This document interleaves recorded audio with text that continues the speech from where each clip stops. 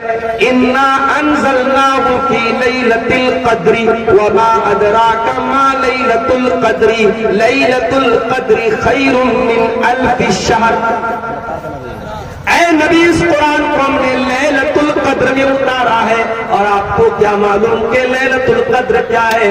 لیلۃ القدر 1000 مہینے سے افضل ہے. 1000 مہینہ کیلکولیٹر پہ کیلکولیٹ کرو، تقریباً 84 سال بنتے ہیں. ایک رات جس رات میں قرآن اترا ہے، اس ایک رات کی فضیلت یہ ہے کہ وہ ایک رات اللہ تعالیٰ کے یہاں 84 سال سے بہتر ہے. یہ ہے قرآن. ہم نے قرآن کو بڑی آسانی سے حاصل کر لیا ہے، اس قرآن کی قدر ہم کو نہیں معلوم ہے. یہ قرآن بہت بڑی دولت ہے اللہ تعالیٰ.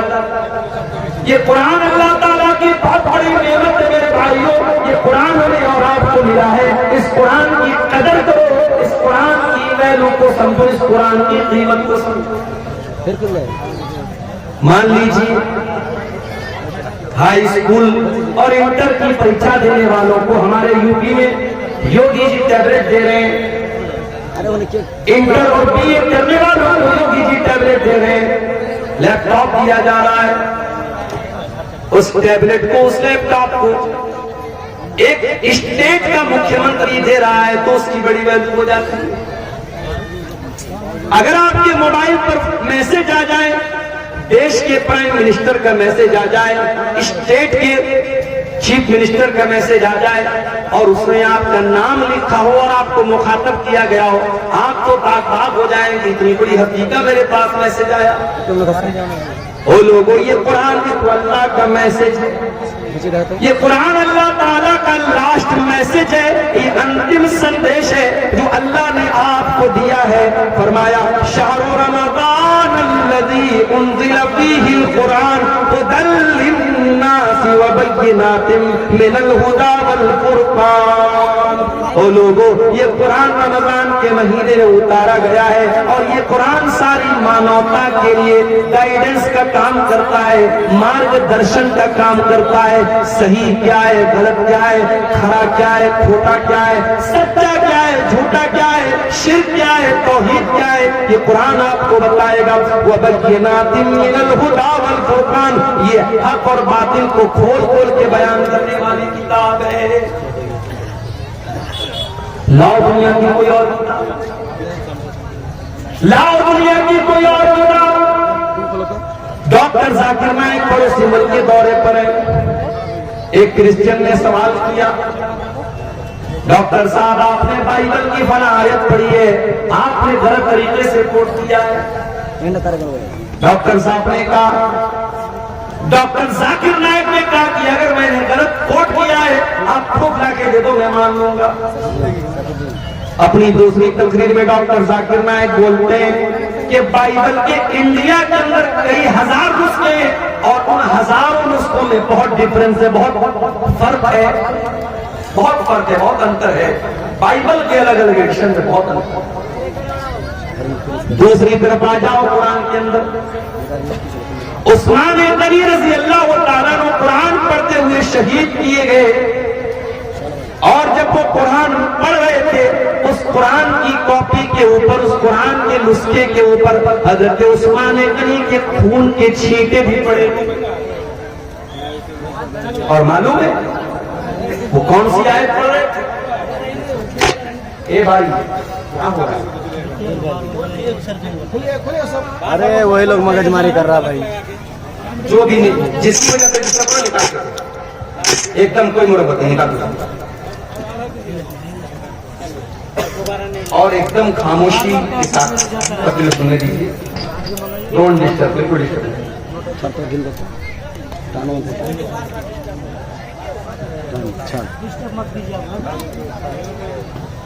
تو قرآن کریم، عثمان غنی رضی اللہ تعالیٰ عنہ قرآن کی تلاوت کر رہے ہیں، اور قرآن کے جس نسخے پر حضرت عثمان غنی کے خون کے چھینٹے پڑے وہ آج بھی تاشقند کے میوزیم میں وہ قرآن موجود ہے. اور آپ کو جان کر کے آشچर्य ہوگا, حیرت ہوگی کہ اس قرآن میں اور آج ہمارے پاس جو قرآن موجود ہے, there is no difference, کوئی انتر نہیں ہے, کوئی فرق نہیں. قرآن کا اتنا ہی نہیں, عثمان غنی جب قرآن کی تلاوت کر رہے تھے, کون سی آیت پڑھ رہے تھے؟ سورہ بقرہ کی آیت پڑھ رہے تھے. فَسَيَكْفِيكَهُمُ اللَّهُ وَهُوَ السَّمِيعُ الْعَلِيمُ. اللہ تعالیٰ ان کے لیے کافی ہو جائے گا, اللہ ان سے انتقام لے لے گا, ان سے بدلہ لے لے گا. اللہ سب کچھ سننے والا, سب کچھ جاننے والا ہے. عثمان غنی قرآن کی تلاوت کر رہے ہیں اور قرآن کی یہی آیت وہ پڑھ رہے ہیں, اسی حالت میں ان کو ذبح کر دیا گیا, شہید کر دیا گیا. عثمان غنی قرآن سے بہت محبت کیا کرتے تھے, بہت محبت کیا کرتے تھے. اسی لیے عثمان غنی رضی اللہ تعالیٰ عنہ کا انتقال بھی ہوا تو قرآن پڑھتے ہوئے ہوا, اور عثمان غنی کہا کرتے تھے لو تحرک قلوبکم ما شبیت من کلام اللہ. او لوگو, اگر تمہارا دل پاک اور صاف ہوتا تو قرآن کو سن کر کے کبھی تمہارا دل نہ بھرتا, کبھی تمہارا دل آسودہ نہ ہوتا, کبھی تمہارے دل کو سیری حاصل نہ ہوتی کہ میں نے بہت قرآن پڑھ لیا ہے. میرے نوجوان ساتھیوں, ذرا اپنے اپنے گریبان میں جھانک کے بتاؤ, آخری بار تم نے قرآن کب پڑھا؟ ہر شخص اپنے اوپر غور کرے, اس نے آخری بار بیٹھ کر کے آدھا گھنٹہ قرآن کب پڑھا تھا, ذرا بتا دیں. اب اگر میں یہ پوچھوں کہ آخری بار تم نے واٹس ایپ کب دیکھا تھا, کہو گے 10 منٹ پہلے. میں پوچھوں آخری بار تم نے فیس بک پر ریلز کب دیکھی تھی؟ مولانا صاحب ابھی تقریر سننے کے پہلے تو دیکھی تھی. تم نے لاسٹ ٹائم یوٹیوب کے شارٹس کب دیکھے تھے؟ ابھی تو تقریر میں آنے کے, جلسے میں آنے کے پہلے ہم نے دیکھا تھا. یوٹیوب کے لیے ٹائم ہے, فیس بک کے لیے ٹائم ہے, انسٹاگرام کے لیے ٹائم ہے, سوشل میڈیا کے لیے ٹائم ہے. اگر ٹائم نہیں ہے تو قرآن کے لیے ٹائم نہیں ہے. وہ لوگوں, یہ دل مردہ ہو چکے ہیں, یہ دل کٹھور ہو چکے ہیں, یہ دل سخت ہو چکے ہیں. ہمارے دلوں کو قرآن اب اچھا نہیں لگتا, ہمارے دلوں کو قرآن, ہمارے دلوں کے اوپر قرآن کا اثر نہیں ہوتا ہے. ارے ہمارے دل کی کیا حیثیت ہے؟ ہمارا دل تو گوشت پوست کا بنا ہوا ملائم سا دل ہوتا ہے. کبھی بکرا کھسی ذبح کرتے ہیں آپ, یا بڑا جانور آپ ذبح کرتے ہیں, دیکھا ہوگا آپ نے دل کتنا بڑا ہوتا ہے. دل کی کیا حیثیت ہے؟ ہمارا دل تو گوشت پوست کا معمولی بنا ہوا دل ہے. اللہ قرآن میں کہتا ہے, قرآن کے 28ویں پارے میں کہتا ہے, سورہ حشر کی آیت نمبر 21 میں کہتا ہے لو انزلنا هذا القرآن على جبل لرأيته خاشعا متصدعا من خشية الله. او لوگوں, اس قرآن کو ہم نے کسی پہاڑ کے اوپر بھی اتارا ہوتا تو پہاڑ بھی اللہ کے خوف سے ریزہ ریزہ ہو جاتا, پہاڑ بھی اللہ کے خوف سے چور چور ہو جاتا, پہاڑ بھی قرآن کو سہن نہ کر پاتا. یہ قرآن اتنی طاقتور کتاب ہے, اتنی پاورفل کتاب ہے. وَتِلْكَ الْأَمْثَالُ نَضْرِبُهَا لِلنَّاسِ لَعَلَّهُمْ يَتَفَكَّرُونَ. وہ لوگوں, تمہارا پروردگار مثالیں بیان کر رہا ہے, تم غور کیوں نہیں کرتے؟ عمر ابن خطاب کو دیکھو, اسلام کے بڑے کٹر دشمن ہیں, ابھی اسلام قبول نہیں کیا ہے. اسلام کے بڑے کٹر دشمن عمر بن خطاب.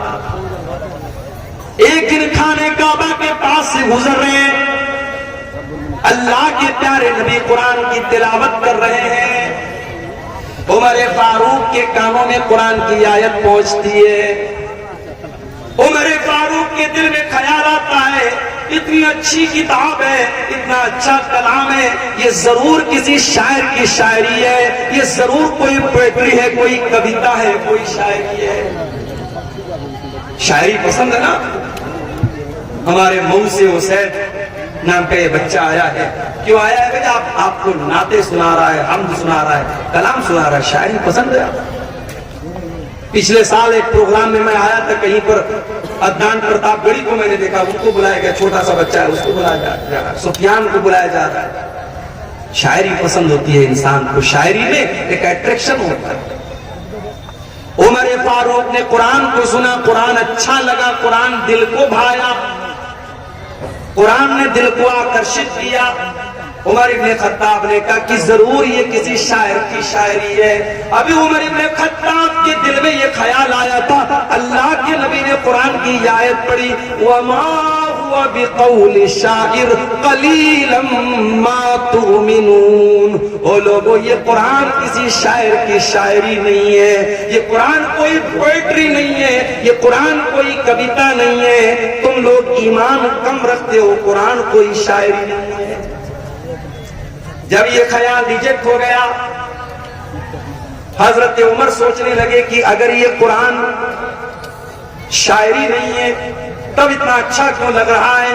اس کا مطلب کہ قرآن میجک ہے، قرآن جادو ہے، قرآن کسی کاہن کی کہانت ہے، قرآن کے ذریعے محمد رسول اللہ ہمارے دلوں کو اپنی طرف مائل کر رہے ہیں۔ ابھی عمر ابن خطاب کے دل میں یہ خیال آیا کہ اللہ کے نبی نے قرآن کی اگلی آیت پڑھ دی، وَلَا بِقَوْلِ كَاهِنٍ قَلِيلًا مَا تَذَكَّرُونَ۔ وہ لوگوں، یہ قرآن کسی جادوگر کا جادو بھی نہیں ہے، یہ قرآن کسی کاہن کی کہانت بھی نہیں ہے، تنزیل من رب العالمین، یہ قرآن تو اللہ تعالیٰ نے نازل کیا ہے، رب العالمین نے نازل کیا ہے۔ حضرت عمر کے دل پر چوٹ لگی، ان کا دل تھوڑا سا سافٹ ہوا، مگر ابھی اسلام انہوں نے قبول نہیں کیا۔ ایک دن بڑے غصے میں تلوار لے کر کے نکلے، راستے میں ایک صحابی ملے، حضرت نعیم رضی اللہ تعالیٰ عنہ نے پوچھا، عمر کہاں جا رہے ہیں؟ کہا کہ آج میں تلوار لے کر کے نکلا ہوں، آج محمد رسول اللہ کا مرڈر کر دوں گا، نعوذ باللہ، آپ کی ہتیا کر دوں گا، اسلام کا کام تمام کر دوں گا۔ حضرت نعیم دل ہی دل میں گھبرا گئے، زبان سے انہوں نے ظاہر نہیں کیا، وہ جانتے تھے حضرت عمر بڑے موڈی آدمی ہیں، ان کے موڈ میں آ گیا تو کچھ بھی کر سکتے ہیں۔ کہا کہ اے عمر، ایک کام کرو، پہلے اپنے گھر جاؤ، تمہاری بہن بھی مسلمان ہو چکی ہے، تمہارے بہنوئی بھی مسلمان ہو چکی ہے۔ اچھا، میری بہن اسلام لے آئی، میرے بہنوئی اسلام لے آئے، ابھی چل کے بتاتا ہوں۔ وہاں سے راستہ بدل دیا، حضرت عمر کہاں پہنچے؟ بہن کے سسرال پہنچے، بہن کے گھر پہنچے۔ اندر بہنوئی قرآن کی تلاوت کر رہے تھے، قرآن پڑھ رہے تھے، حضرت خباب رضی اللہ تعالیٰ عنہ کو قرآن پڑھا رہے تھے۔ حضرت عمر نے دروازہ کھٹکھٹایا، بہنوئی نے اندر سے پوچھا کون؟ کہا کہ میں عمر ابن خطاب۔ جلدی سے قرآن کو چھپایا گیا، دروازے کو کھولا گیا۔ حضرت عمر نے کہا، مجھے پتہ لگا ہے تو نے اسلام کو قبول کر لیا ہے، میری بہن، اتنا غلط کام تم نے کیسے کر دیا؟ اتنا کہنے کے بعد اپنی بہن کو مارنے لگے، بہنوئی بچانے کے لیے آئے، بہنوئی کو بھی مارنے لگے۔ حضرت خباب تو ایک کونے میں چھپے ہوئے تھے، بہنوئی بھی لہو لہان، بہن بھی لہو لہان۔ بہن نے کہا کہ اے عمر، کان کھول کر کے سن لے، جتنا مارنا ہے مار لے، جتنا ستم کرنا ہے ستم کر لے۔ اے عمر، اب اسلام ہمارے دل کے اندر داخل ہو چکا ہے، اب تو اسلام کو ہمارے دل سے نہیں نکال سکتا۔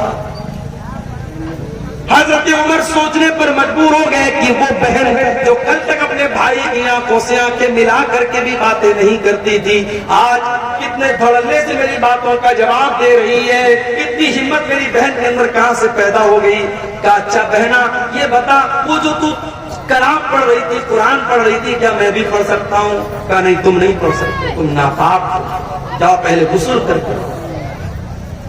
حضرت عمر نے غسل کیا، پاک صاف ہو کر کے آئے، قرآن ان کے سامنے رکھ دیا گیا اور قرآن کی سورہ طٰہٰ کی آیتیں انہوں نے پڑھی۔ طٰہٰ ما انزلنا علیک القرآن لتشقى الا تذکرۃ لمن یخشی۔ حضرت عمر پڑھتے چلے جا رہے ہیں، قرآن کی آیتوں کو پڑھتے چلے جا رہے ہیں، اور ان کے سینے میں جو دل تھا وہ اسلام کی طرف مائل ہوتا چلا جا رہا ہے۔ جب تلاوت ختم کر چکے، کہا کہ اے میری بہنا، یہ اللہ کا کلام ہے، میں بھی اس پر ایمان لانا چاہتا ہوں، میں بھی اسلام قبول کرنا چاہتا ہوں، میں بھی مسلمان ہونا چاہتا ہوں۔ حضرت سعید بن زید ان کے بہنوئی تھے، ان کو لے کر کے دار ارقم میں پہنچے جہاں اللہ کے نبی اپنے صحابہ کو لے کر کے چھپے رہتے تھے اور اسلام کی وہیں پر تبلیغ کرتے تھے۔ دار ارقم میں پہنچ کر کے حضرت عمر نے دروازہ کھٹکھٹایا، اندر سے پوچھا گیا کون؟ کہا کہ میں عمر بن خطاب ہوں۔ اندر صحابہ کرام کر گئے کہ ارے عمر آئے، پتہ نہیں کیا ارادہ رکھا۔ حضرت حمزہ بھی اسلام لا چکے تھے، انہوں نے کہا کوئی بات نہیں، آنے دو، اچھے مقصد کے تحت آیا ہے تو اچھی بات ہے، برے مقصد کے تحت آیا ہے تو اسی کی تلوار سے اس کو ختم کر دوں گا۔ آنے دروازہ کھولا گیا، حضرت عمر فاروق رضی اللہ تعالیٰ عنہ اندر آتے ہیں اور اللہ کے نبی کے پاس آ کر کے کہتے ہیں اشہد ان لا الہ الا اللہ واشہد انک رسول اللہ۔ اے اللہ کے نبی، میں کوئی دشمنی کرنے نہیں آیا، میں کوئی مرڈر کرنے نہیں آیا، میں کوئی ہتیا کرنے نہیں آیا، میں اللہ کی توحید کا اعلان کرتا ہوں اور میں آپ کے رسول ہونے کا اعلان کرتا ہوں۔ اللہ کے نبی نے اللہ کا شکر ادا کیا کیونکہ آپ نے اللہ سے دعا کی تھی کہ اے اللہ تو دو لوگوں میں سے کسی ایک کو اسلام کی توفیق دے دے، چاہے عمر بن ہشام کو جس کو ابو جہل کہتے ہیں اس کو تو اسلام کی توفیق دے دے، چاہے تو عمر بن خطاب کو دے دے۔ اللہ کو عمر بن خطاب پسند تھے، ابو جہل پسند نہیں تھا۔ ابو جہل کو ایمان کی دولت نہیں ملی، حضرت عمر کو مل گئی۔ اللہ کے نبی نے اللہ کا